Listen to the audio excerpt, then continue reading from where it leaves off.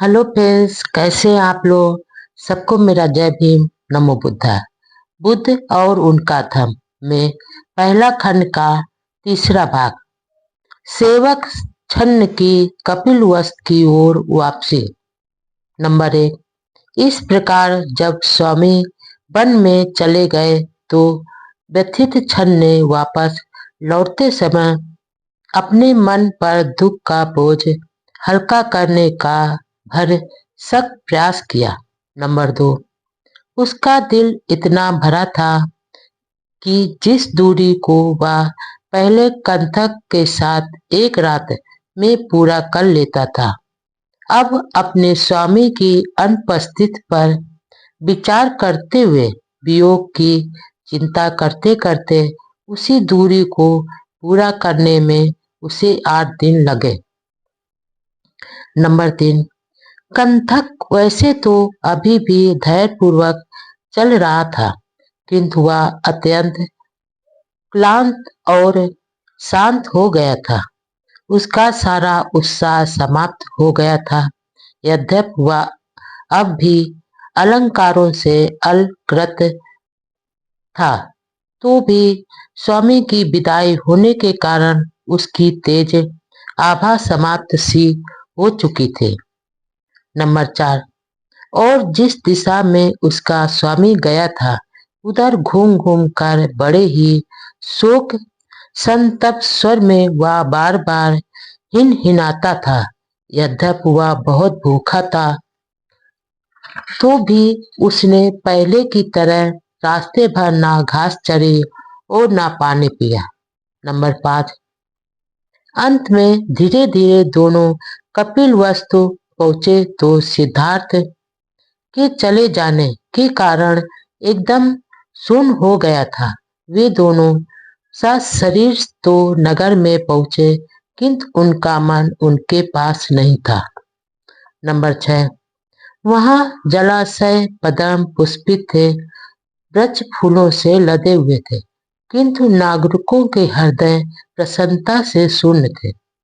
Number 7। तेज विहीन आंखों में अश्रु लिए हुए जब उन दोनों ने कपिलवस्तु में प्रवेश किया, तो उन्हें सारा नगर दुख में डूबा हुआ प्रतीत हो रहा था। नंबर 8। जब लोगों ने सुना कि शाक जात के उस गौरव को बिना साथ लाए ही वे दोनों थके हुए अकेले लौटे हैं, तो लोग आंसुओं की धारा बरसाने लगे। नंबर 9। रोष से उत्पन्न रोष से उन्मत्त हुए लोग छन्न का पीछा कर रहे थे और आंसू बहाते हुए चिल्ला रहे थे, राजा का बेटा, वंश और राज का गौरव राजकुमार कहाँ है। नंबर 10। जहां वह नदी है न, जहां वह नहीं है, वह नगर हमारे लिए जंगल के समान है, और जिस जंगल में वह है, वह जंगल ही हमारे लिए नगर है। सिद्धार्थ विहीन नगर का हमारे लिए कोई आकर्षण नहीं है। नंबर 11। तब स्त्रियां खिड़कियों की पंक्तियों पर आकर खड़ी हो गई और वे एक दूसरे को कह रही थी, राजकुमार लौट आए हैं। लेकिन जब उन्होंने देखा कि घोड़े की पीठ खाली है, तो उन्होंने खिड़कियां फिर से बंद कर ली और जोर जोर से विलाप करने लगी। दुख में डूबे सुद्धोधन के परिवार का विलाप। नंबर 1। सुद्धोधन के परिवार के लोग बड़ी उत्सुकता से इस आशा में प्रतीक्षा कर रहे थे कि संभव है छन्न सिद्धार्थ को समझा बुझाकर वापस लाने में सफल हो जाए। नंबर 2। राजकीय अस्तबल में प्रवेश करते ही कंथक बड़े जोर से हिनहिनाया। इस प्रकार उसके महल के लोगों को अपना दुख व्यक्त कर दिया। नंबर 3। जो लोग राजमहल के भीतरी भाग के पड़ोस में थे, उन्होंने सोचा क्योंकि कंथक हिना रहा था है, इसलिए राजकुमार वापस आ गए होंगे। नंबर 4, और वे स्त्रियां दुख के मारे होश हवास भुलाए बैठी थी। अब प्रसन्नता के मारे राजकुमार को देखने से पागल हो गए। वे राजकुमार को देखने की आशा में बड़ी तेजी से महल से बाहर आए, लेकिन उन्हें निराशा हुई। वहां कंथक तो था, लेकिन राजकुमार नहीं थे। नंबर 5, स्वयं का सारा संयम भूलकर गौतमी चिल्ला उठी। वह बेहोश हो गए और जोर जोर से रोती हुई कहने लगी। नंबर 6, जिसके लंबे लंबे बाहु हैं, जिसकी सिंह समान चाल है, जिसकी वृषभ जैसी आंखें हैं, जो स्वर्ण समान सुंदर है, जिसका वक्ष स्थल खूब चौड़ा है, जिसका स्वर मेघ गर्जन के समान है, गंभीर है, क्या ऐसे शूरवीर को किसी आश्रम में रहना चाहिए? नंबर 7, यह वसुंधरा ही रहने योग्य नहीं है, क्योंकि वह उदार आचरण वाला सद्गुणी व श्रेष्ठ हमें छोड़कर चला गया है। नंबर 8, उसके ये 2 पैरों की उंगलियों के बीच सुंदर जाली है, जिनके गिट्टे नीले कमल की तरह कोमल और आच्छादित है, जिनके बीच चक्र चिन्ह अंकित है। वह वन की पगडंडी की कठोर भूमि पर कैसे चल सकेगा?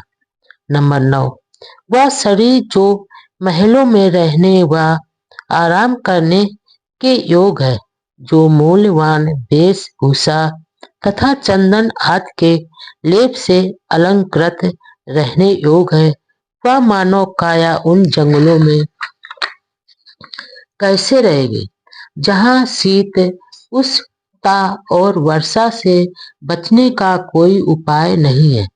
नंबर 10, जिसे अपने कुल, शील, शौर्य, बल, पावन, विद्या, सौंदर्य और तरुणमय या गौरव था, जो हमेशा देने के लिए ही तत्पर था, लेने के लिए नहीं।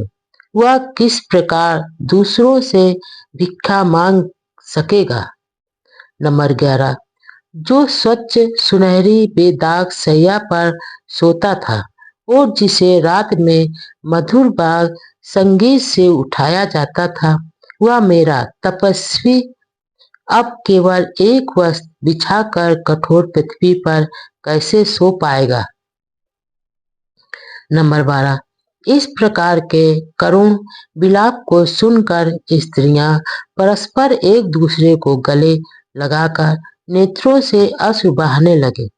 उनकी आंखों से अश्रु क्या बरस रहे थे, मानो हिलाई गई लताओं के फूलों से मधु बरस रहा है।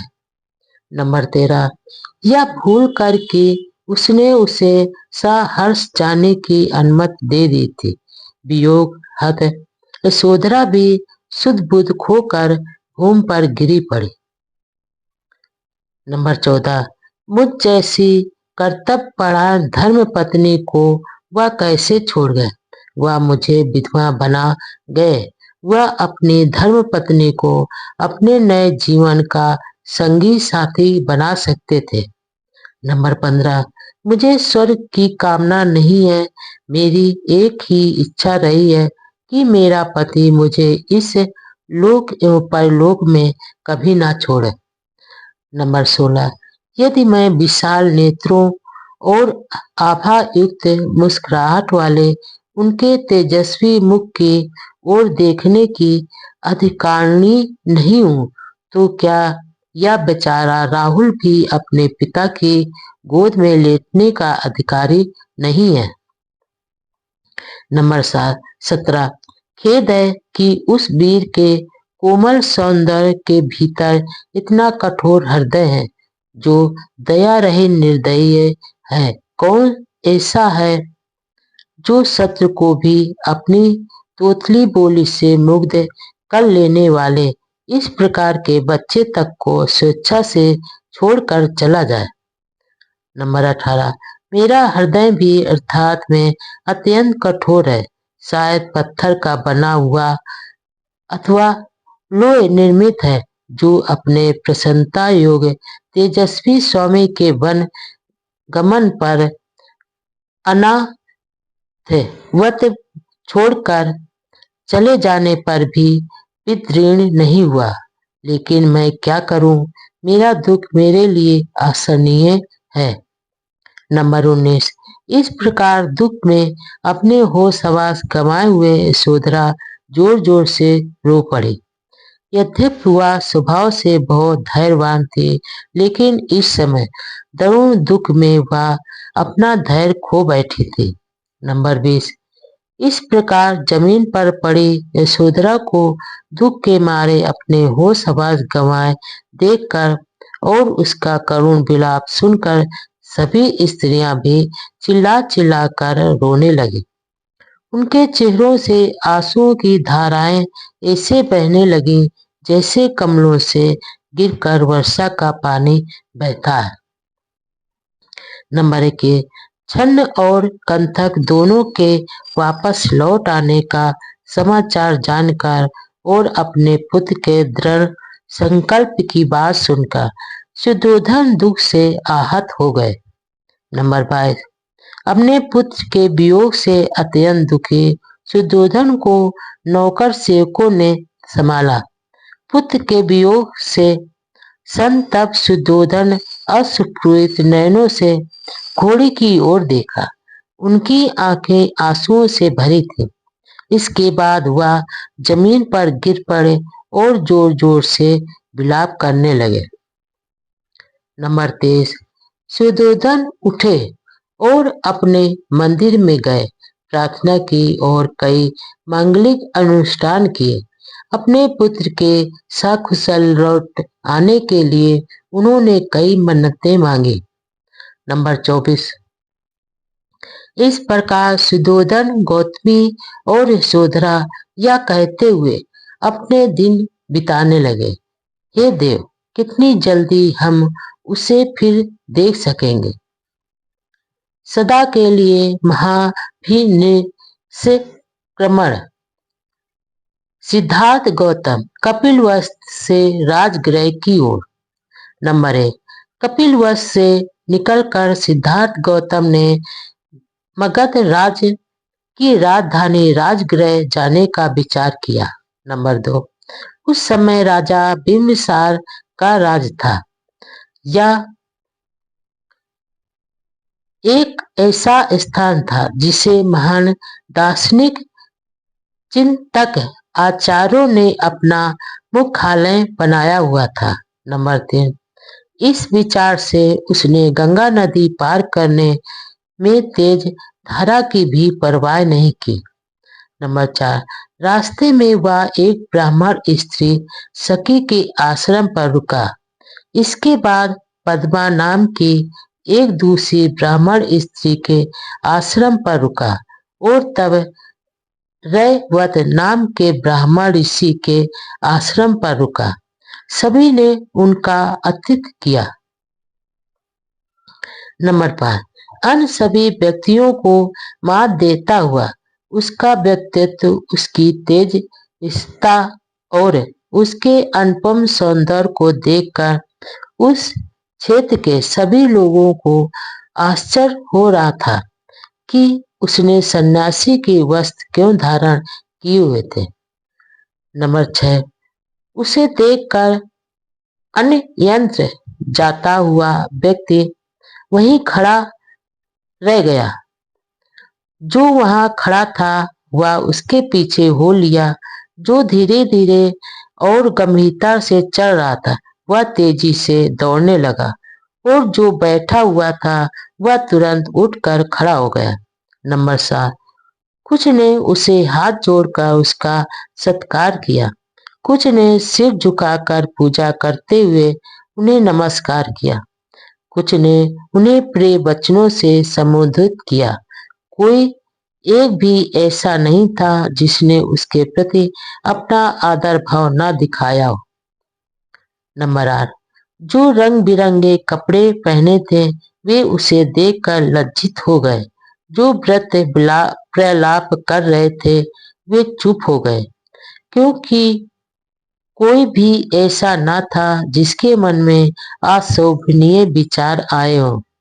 नंबर 9, उसकी भौहें, उसका माथा, उसका मुख, उसका शरीर, उसका हाथ, उसके पांव, उसकी चाल, उसके शरीर का कोई भी अंग जिस किसी ने भी देखा वह मंत्र मुग्ध की तरह खड़ा रह गया। नंबर 10, बहुत लंबी और कठिन यात्रा तय करने के बाद गौतम राजगृह पहुंचे, जो कि 5 पहाड़ियों से घिरा हुआ था, जो कि पर्वतों से सम्यक रूप से सुरक्षित और अलंकृत था, और जहाँ चारों ओर अनेक मंगलकारी एवं पवित्र स्थान थे। नंबर 11, राजगृह पहुंचकर उन्होंने वहां पांडव पर्वत के नीचे एक स्थान चुना और वहां अपने ठहरने के लिए पेड़ों के पत्तों की एक छोटी सी कुटिया बना ली। नंबर 12, कपिलवस्तु से राजगृह की पैदल दूरी लगभग 400 मील है। नंबर 13, सिद्धार्थ गौतम ने यह लंबी यात्रा पैदल ही पूरी की थी। मगध राजा बिम्बिसार और सिद्धार्थ का मिलन। नंबर 1, दूसरे दिन वे उठे और भिक्षा पात हाथ में लिए हुए भिक्षाटन के लिए नगर की ओर चल पड़े। उनके चारों ओर बहुत बड़ी भीड़ इकट्ठी हो गई। नंबर 2, मगध राजा श्रेणीय बिम्बिसार ने अपने महल के बाहर लोगों का जमघट देखा तो उसने इसका कारण जानना चाहा। एक दरबारी ने उसे इस प्रकार कारण बताया। नंबर 3, जिसके बारे में ब्राह्मणों ने भविष्यवाणी की थी कि या तो यह बुद्धत्व प्राप्त करेगा अथवा चक्रवर्ती राजा होगा, या वही शाक पुत्र है जो अब परिव्राजक हो गए हैं। उन्हीं को लोग नजर गड़ाए देख रहे हैं। नंबर 4, राजा ने यह बात सुनी तो मन ही मन इसका अर्थ समझते हुए तुरंत दरबारी को कहा, जाओ पता लगाओ वह किधर जा रहे हैं। दरबारी राजा की आज्ञा पाकर राजकुमार के पीछे पीछे चला।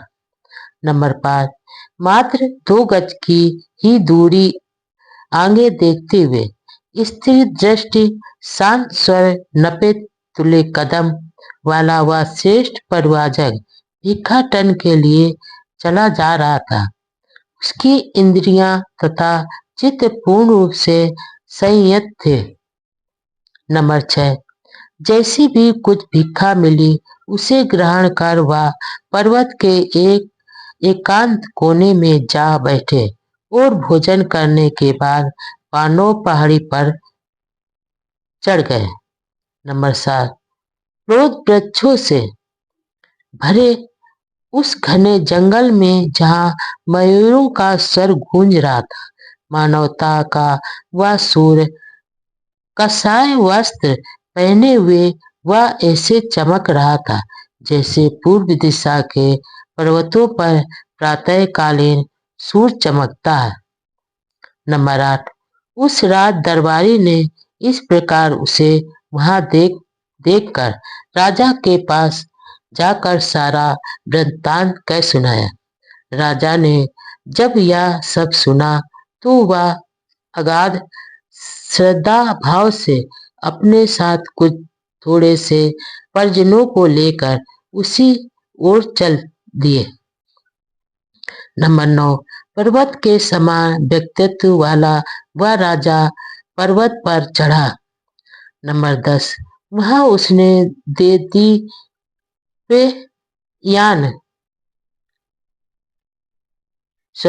देदीप्यमान गौतम को पर कासन लगाए शांत चित्त बैठे देखा।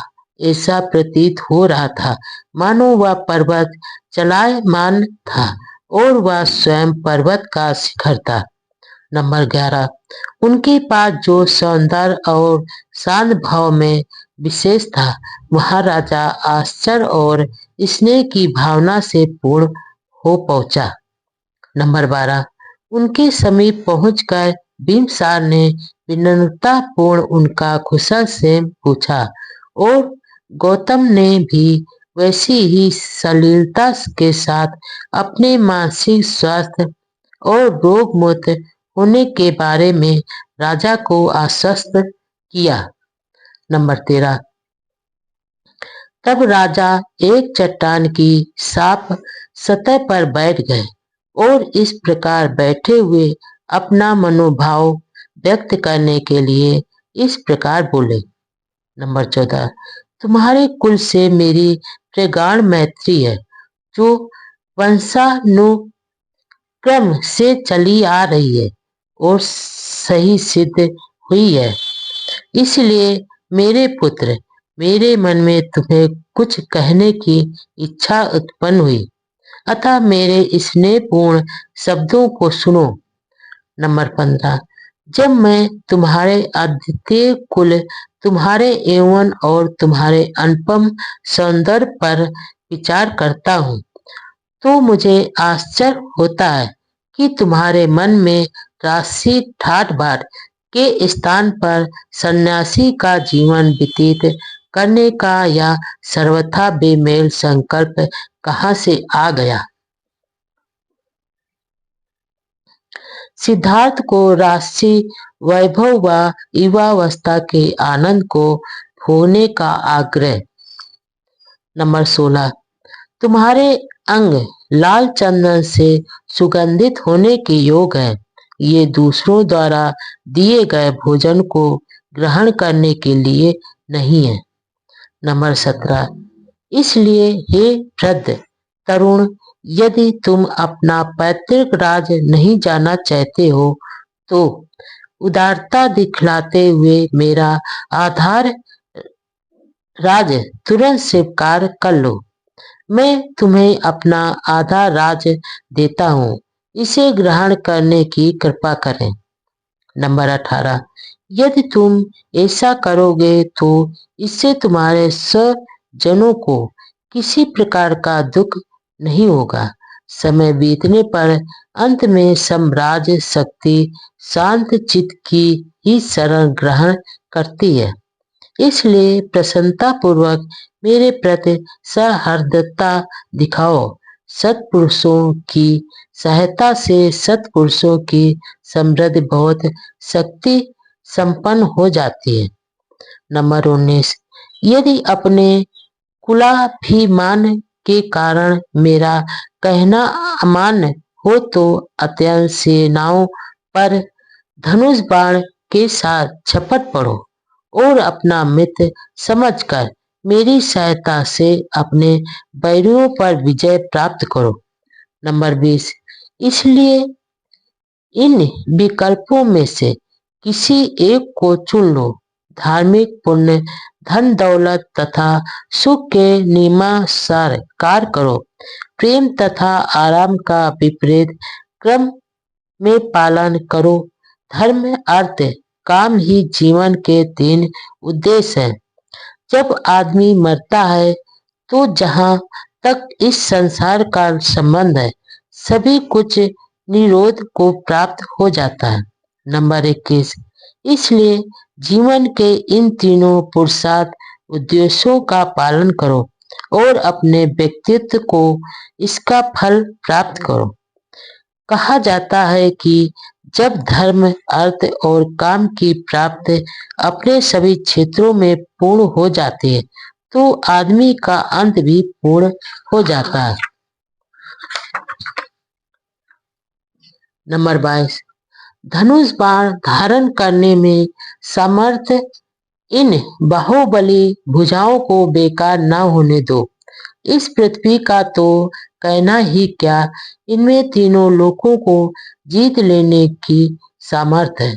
नंबर 23, मैं जो यह सब कह रहा हूँ इसमें मात्र मेरा स्नेह ही कारण है, ना तो मैं यह राजलोक से ही कह रहा हूँ और ना तुम्हारा यह तपस्वी भेष देखकर उत्पन्न हुई अभिमान भावना से ही कह रहा हूँ। मैं यह करुणा से भरकर आंखों में आंसू बहाते हुए कह रहा हूँ। नंबर 24, हे जीवन की तपस्वी अवस्था के इच्छुक, अभी समय है, काम भोगों का आनंद लो, बाद में बुढ़ापा आ जाएगा और तुम्हारे इस सौंदर्य को नष्ट कर देगा। नंबर 25, बुढ़ापे में आदमी धर्म द्वारा पुनर्जन्म कर सकता है। बुढ़ापे में आदमी विषय भोग के आयोग हो जाता है। इसलिए कहा है कि तरुण के लिए विषय भोग है, मध्य वयस के लिए धन है और वृद्ध के लिए धर्म है।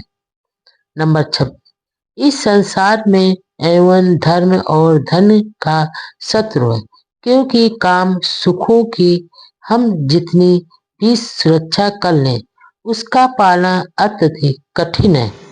इसलिए जहाँ भी सुख भोग प्राप्त हो उन्हें तुम युवा अवस्था में ही भोग लो।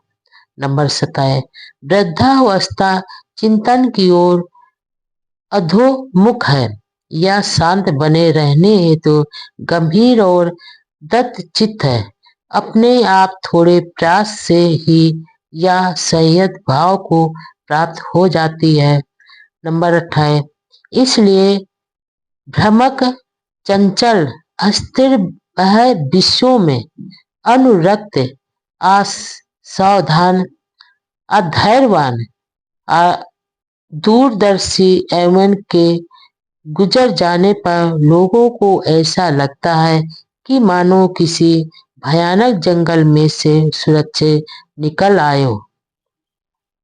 नंबर 29, इसलिए इस चंचल अस्थिर लापरवाह और चक्कर में डालने वाले युवा अवस्था को गुजर जाने दो। हमारा आरंभिक जीवन सुख भोग के लिए ही निश्चित है।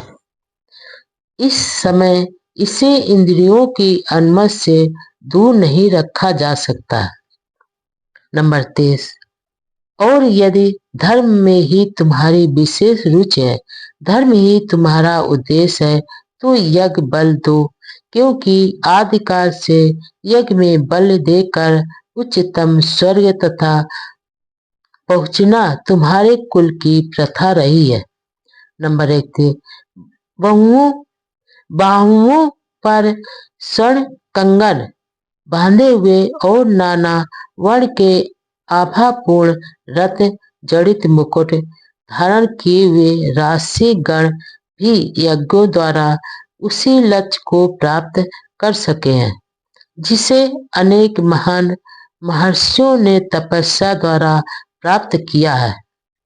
गौतम का उत्तर, गृह त्याग का निर्णय पर्वत की तरह अडिग।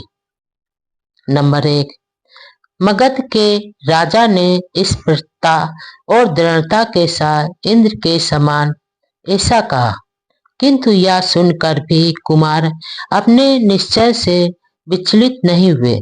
वह पर्वत के समान अचल ही थे। नंबर 2, मगध राज द्वारा इस तरह संबोधित किए जाने पर गौतम ने स्वयं संयत स्थिर और मुख पर मैत्रीपूर्ण भाव लिए हुए दृढ़ शब्दों में यह उत्तर दिया। नंबर 3, राजन, आपने जो कुछ कहा है वह आपके लिए ही विचित्र बात नहीं है। आपका जन्म उस महान कुल में हुआ है जिसका राज चिन्ह सिंह है। आप मित्रों के हित चिंतक हैं। आपके लिए यह स्वाभाविक ही है कि जो आपके मित्र जैसा हो उससे आप इसी प्रकार कहें। नंबर 4, दुष्शीलों की कुलागत मैत्री शीघ्र ही नष्ट हो धूमिल हो जाते। सुशील ही है जो नए मैत्रीपूर्ण व्यवहार से अपने पुरखों की पुरानी परंपरागत मैत्री में वृद्धि करते रहते हैं। नंबर 5, किंतु जो प्रतिकूल परिस्थितियों में भी अपने मित्रों के साथ समान व्यवहार करते हैं, जो मैत्री का त्याग नहीं करते हैं, मैं उन्हें हृदय से आदर देते हुए सच्चा मित्र समझता हूँ। वैभव और समृद्धि की स्थिति में तो कौन मित्र नहीं बना रहता है। नंबर 6, इसलिए संसार में संपत्ति प्राप्त होने पर जो अपने मित्रों के लिए तथा धर्म के निमित्त उसका उपयोग करते हैं, उन्हीं की संपत्ति सार्थक है, और जब इसका विनाश भी होता है तब भी यह दुखजनक नहीं सिद्ध होती, पीड़ा नहीं होती। नंबर 7, हे राजन, आपने जो कुछ भी मेरे बारे में कहा और वह आपकी उदारता और मैत्री का ही परिणाम है। मैं भी शिष्टाचार तथा मैत्रीपूर्ण ढंग से ही आपके साथ वार्ता करूंगा। मेरे उत्तर में अन्य और कुछ भी नहीं होगा। नंबर 8, मुझे ना तो सांपों से उतना भय लगता है, न आकाश से गिरने वाली बिजली से, और न वायु के झोंकों से उठाने वाली आग की लपटों से ही इतना भय लगता है जितना भय इन सांसारिक विषयों से लगता है। नंबर 9, ये स्थिर आनंद व विषय तो हमारे सुख और संपत्ति के विनाशक हैं, जो संसार में अनंततः शून्य और माया के सदृश खोखले हैं। ये सुखों के आशा काल में ही आदमी के चित्त को सम्मोहित कर लेते हैं। जब वे चित्त को ग्रस्त कर लेते हैं तब तो उनका कहना ही क्या। नंबर 10, सांसारिक सुखों के शिकार हुए लोग देवलोक में भी प्रसन्नता, संतोष और सुख प्राप्त नहीं कर पाते। मृतलोक की तो बात ही क्या। सुखों की कामना करने वाले को प्यास कभी उसी प्रकार कभी नहीं बुझती जैसे कि ईंधन के साथ वायु प्रेरित आग। नंबर 11, विषयों से बढ़कर संसार में कोई विपत्ति नहीं है। अविद्या के कारण लोग उनमें अनुरक्त होते हैं। जब सच्चाई पता चलती है तो वे भयभीत होते हैं। कौन बुद्धिमान व्यक्ति विषयों की कामना करेगा। नंबर 12, समुद्र से घिरी सारी पृथ्वी जीत लेने पर भी राजा लोग समुद्र के दूसरी ओर विजयी होने की कामना करते हैं। जिस प्रकार अपने में गिरने वाली नदियों से समुद्र अतृप्त ही रहता है, उसी प्रकार आदमी की कभी भी विषयों से तृप्ति नहीं होती। नंबर 13, आकाश से स्वर्ण वर्षा हो जाने पर भी, महाद्वीपों को जीत लेने पर और शक्र का आधा राज हस्तगत हो जाने पर भी राजा मन धाता की सांसारिक विषयों में तृष्णा पूरी तरह से बनी रहे। नंबर 14, स्वर्गलोक में देवताओं के राजा का भोग करते हुए भी रथ के भय के मारे इंद्र ने अपने आप को छिपा लिया था। अहंकार के वशीभूत होकर बड़े बड़े ऋषियों से अपनी पालकी उठवाकर भी न उस विषयों में अतृप्त ही रहा था। नंबर 15, इन विषय भोग नामधारी शत्रुओं की कौन कामना करेगा, जिन्होंने ऐसे ऋषियों को भी जीत लिया, जो अन्य लक्ष्यों की प्राप्ति में लगे थे, जो वल कल वस्त्र धारण करते थे, जिनका जड़ फल मूल और जल ही भोजन था, और जिनकी सांपों जैसी लिपटी हुई लंबी जटाएं थी। संसार के काम भोग आनंद के स्रोत नहीं। नंबर 16, भोगों में लिप्त तथा सांसारिक विषयों की प्राप्ति में संलग्न मनुष्यों के दुखों की जानकारी हो जाने पर यह संयत लोगों के योग है कि विषयों को त्याग दें। नंबर 17, विषयों में लिप्त मनुष्य के लिए विषय संबंधी सफलता भी एक विपत्ति ही है, क्योंकि इच्छित विषय की प्राप्त होने पर वह उसमें मदमत हो जाता है, और मदमत हो वह ऐसा करता है जो उसे नहीं करना चाहिए, और इससे आहत होकर वह अनंत भयानक दुख को प्राप्त होता है। नंबर 18, ये काम विषय जो बड़े ही प्रयास व परिश्रम से प्राप्त किए जाते हैं, जो बाद में धोखा देकर जहां से आते हैं वहीं लौट जाते हैं। ये भोग विलास थोड़ी देर के लिए उधार लेने जैसी ही होते हैं। कौन बुद्धिमान जो स्वयं संयमी अंतर आत्म संयमी है, इनमें आनंद मनाएगा। नंबर 19, कौन स्वयं संयमी इन भोगों में संतोष प्राप्त करेगा, जो उल्का के समान है, और इनकी कामना करने पर और इनकी प्राप्ति हो जाने पर भी ये तृष्णा को और अधिक बढ़ाते हैं। नंबर 20, कौन स्वयं संयत आदमी इन विषयों में संतोष पा सकता है, जो फेंके हुए मांस के समान है, और जो राजाओं से लेकर सभी के दुख का कारण होते हैं। कौन बुद्धिमान संयत आदमी इन्हें प्राप्त कर संतुष्ट होगा। नंबर 21, कौन स्वयं संयत आदमी इन विषयों में संतोष प्राप्त कर सकता है, जो काम विषय इंद्रियों की तरह नाशवान है, और जो लिप्त होने वालों के लिए विपत्ति ही लाते हैं। नंबर 22, स्वयं संयमी आदमी जिनका चित्त इन काम विषयों से डसा जाता है, वे विनाश को प्राप्त होते हैं, और उन्हें आनंद कभी नहीं मिलता। कौन स्वयं संयमी आदमी इन विषयों में संतुष्ट होगा, जो कुद्र और निर्दयी सर्प के समान। नंबर 23, इन काम विषयों को भोगने से भी वैसे ही तृप्ति नहीं होती जैसे भूख से मर रहा एक कुत्ता हड्डी को चाट रहा हो।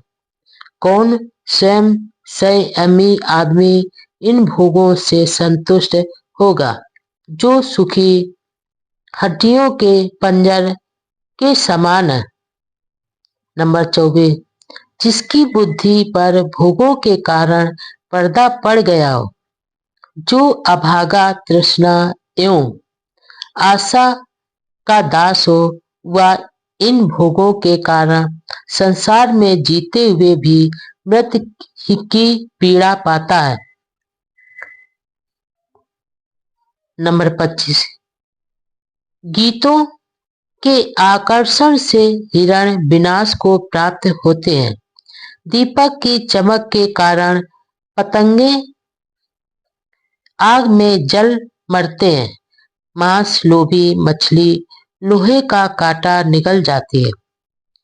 इसलिए संसार के काम भोग का अंत दुखद ही होता है।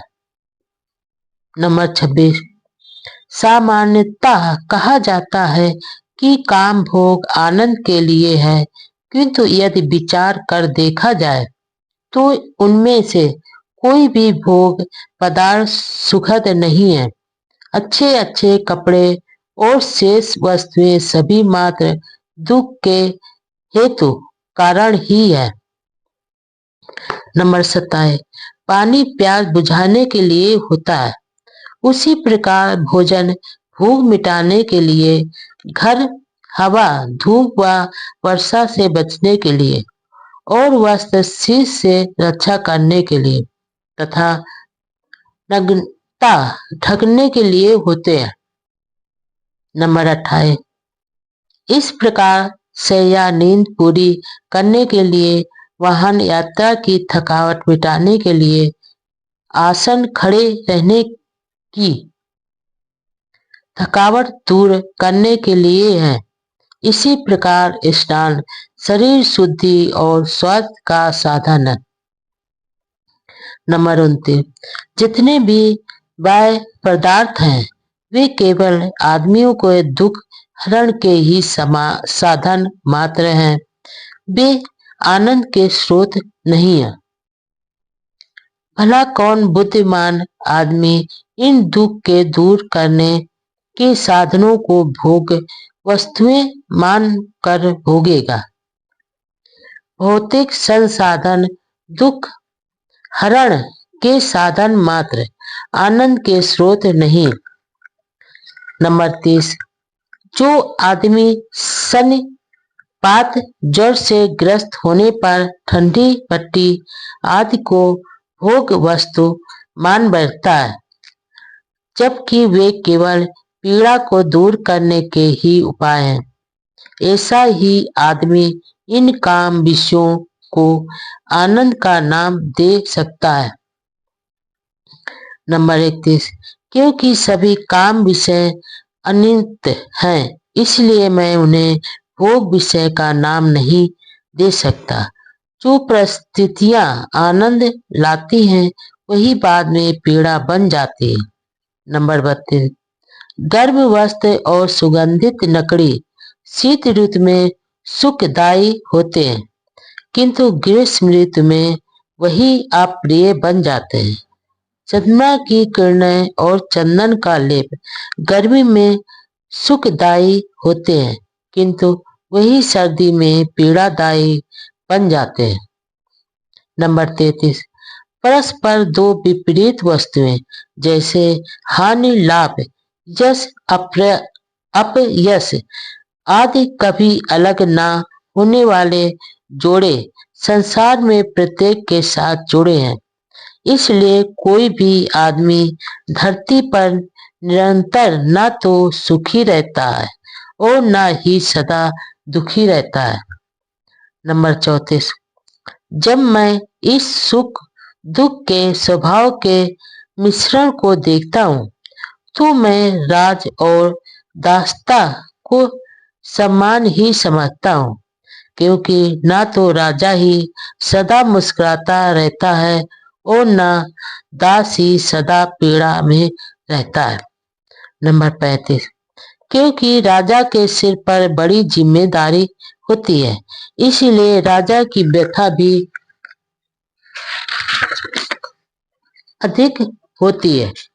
राजा तो कपड़े टांगने की खूंटी के समान होता है और वह संसार में दूसरों के लिए ही कष्ट सहन करता है। नंबर 36, जो राजा अपने राज पर अत्यधिक भरोसा करता है वह अभागा ही है, क्योंकि वह राज उसे एक न एक दिन त्याग देने वाला और धोखा देने वाला है। दूसरी ओर यदि राजा उस पर भरोसा नहीं करता तब ऐसे भीरू राजा को क्या खुशी हो सकती है।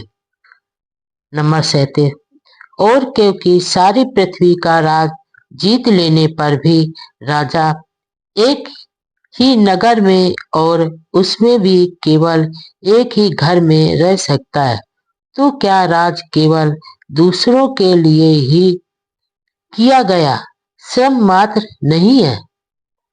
नंबर 38, और राज में भी राजा को ही एक जोड़ा कपड़ा और भूख मिटाने के लिए थोड़े अपेक्षित भोजन की आवश्यकता होती है।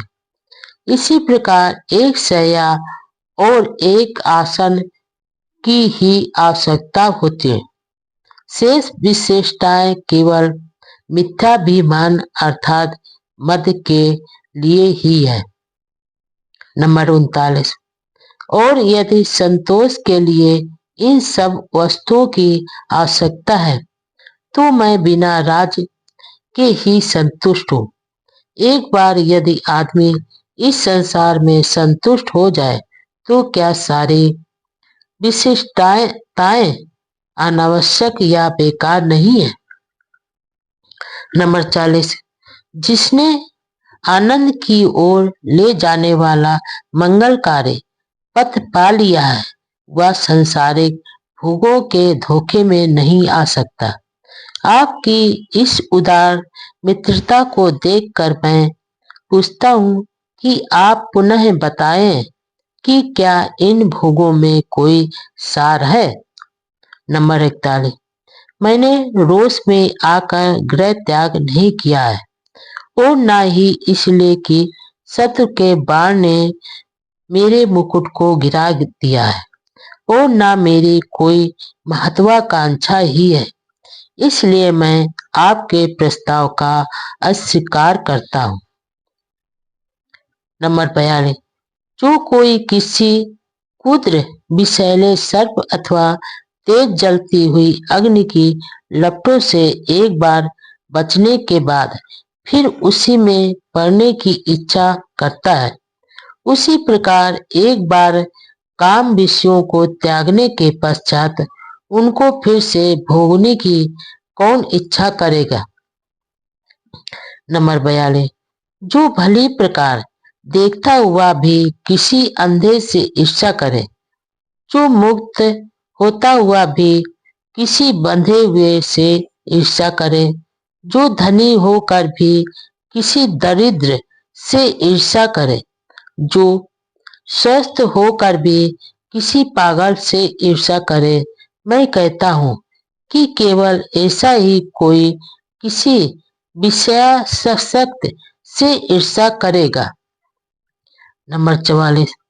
हे मेरे अच्छे मित्र, जो भिक्षा जीती है वह दया का पात्र नहीं है। जिसे इस लोक में परम सुख प्राप्त है, परम शांति प्राप्त है, उसके आगे के लिए भी उसके सब दुख समाप्त हो चुके। नंबर 45। किंतु दया तो उस पर आनी चाहिए जो बहुत धनी रास के होते हुए भी तृष्णा के वशीभूत है, जिसे इस लोक में शांति सुख प्राप्त नहीं है और इसके बाद भी दुख अनुभव करता है। नंबर 46। जो कुछ आपने मुझसे कहा है वह आपके आचरण, आपकी जीवनचर्या और आपके कुल के अनुरूप है और अपने निश्चय पर दृढ़ रहना मेरे आचरण, मेरी जीवनचर्या और मेरे कुल के अनुरूप है। राजा बिम्बसार को गौतम का उत्तर। मानव कल्याण के लिए गृह त्याग। नंबर 1। मैं संसार के कलह से आहत हुआ हूँ। मैं शांति पाने की इच्छा से गृह त्याग कर आया हूँ। धरती के दुख से बचने के लिए मैं दिव्य लोक का राज भी नहीं चाहूंगा। नंबर 2।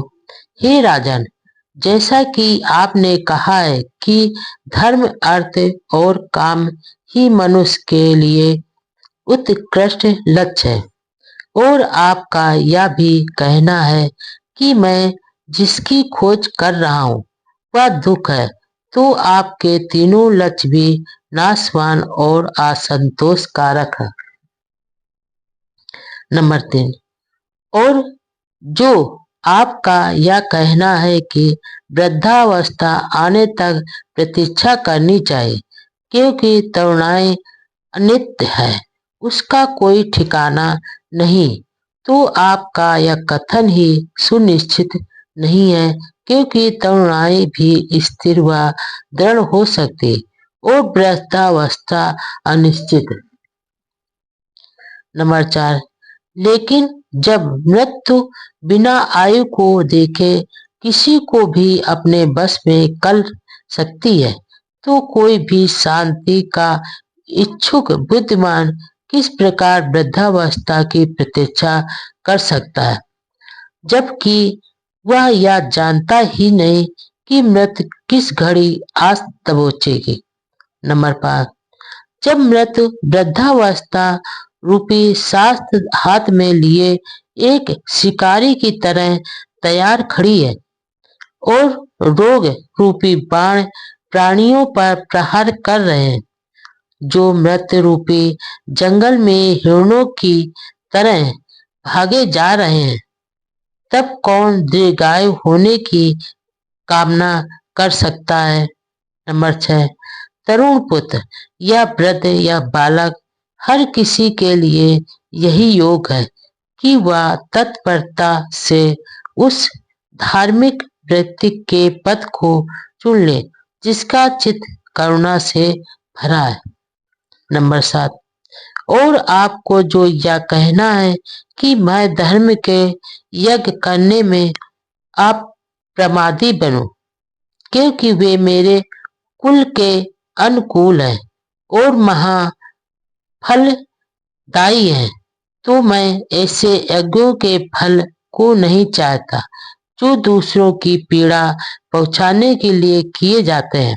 नंबर 8, किसी भावी फल के लिए एक निरीह प्राणी की हत्या करना किसी भी दयावान करुणानिक शील संपन्न मनुष्य के योग नहीं है, चाहे फिर उस यज्ञ का फल अनंत ही क्यों ना हो।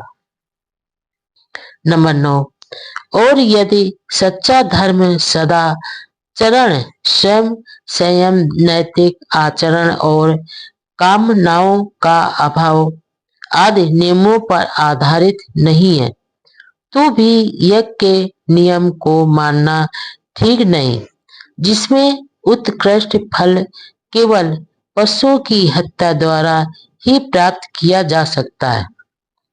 नंबर 10, दूसरों को दुख देकर इस संसार में आदमी को भले ही सुख प्राप्त हो, तो भी वह एक कारुणिक बुद्धिमान पुरुष के लिए निंदनीय है, चाहे दूसरे जीवन में वह हमारी कल्पना से कितना ही अधिक क्यों न हो। नंबर 11, मैं भावी जीवन के फल के प्रलोभन में ऐसे कर्म को नहीं कर सकता। हे राजन, मेरा मन भावी जीवन के सुख के लिए प्रसन्न नहीं होता, क्योंकि ऐसे कर्मों की दशा बादलों से घिरी वर्षा से प्रताड़ित पौधों की तरह अनिश्चित और डामाडोल है। नंबर 12, राजा ने हाथ जोड़कर उत्तर दिया, तुम अपने निश्चय को बिना बाधा प्राप्त करने में सफल हो। जब तुम्हें यह सब प्राप्त हो जाए जिसकी खोज में तुम हो, तो तुम मुझ पर कृपा करते हुए यहाँ अवश्य पधारना। नंबर 13, गौतम को फिर अपने राज्य में आने के लिए वचनबद्ध कर अपने दरबारियों के सहित राजा लौटकर अपने महल में चले गए। शांति का समाचार। कोलियों व शासकों के बीच युद्ध न करने का सुखद समाचार। नंबर 1, जब सिद्धार्थ गौतम राजगृह में ठहरे हुए थे, तब वहां दूसरे 5 परिवाजक भी आए और उन्होंने भी गौतम द्वारा अपने ठहरने के लिए बनाई गई कुटी के पास ही एक कुटी बना ली। नंबर 2, उन 5 परिवाचकों के नाम थे कोडन,